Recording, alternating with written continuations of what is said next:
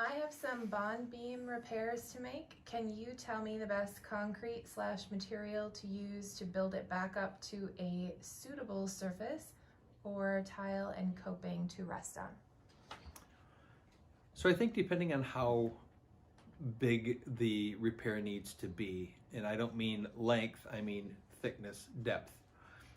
If it's sheared right near the top and we're talking building up an inch or less, it's one thing. If there's places where you have to build up several inches of material, let's start with that. If there's areas that you have to build up several inches of material, what I would recommend doing is drilling in and pounding pegs in there, rebar pegs, to help grab the material and hold the material.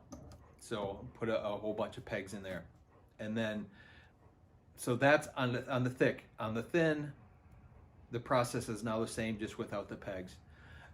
The key is to get the surface as clean as possible and use a bonding agent. So you're going to want to use some type of acrylic bonding agent that is painted on, and it's almost like a glue, like an Elmer's glue. And you can find it at Home Depot in their concrete section. It's called a bonding agent. And what that does is you paint that on, and you let that tack up, and as it starts to dry, it gives a good surface for the next concrete layer to adhere to. In terms of the mix I would go with something not too far different than the gunite shell itself. And a gunite shell is basically Portland cement and 21A sand, it's called a sharp sand. I would probably make a nice rich mix of that, and you could even find just a fairly coarse sand. An all-purpose sand might even work, although that's a little bit too fine. It'd be ideal to be a little coarser than that.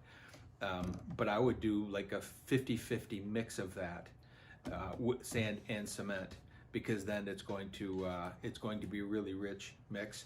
The other thing I would likely do is I would likely add some of that bonding agent into the concrete to mix, and it becomes almost elasticizer. It allows the concrete to flex a little bit, and then from there it just be a matter of the prep work of getting it shaped and cut exactly to what you want, and then you got to let it cure for a little while. You don't want to just start slapping tile and coping on it in the next few hours.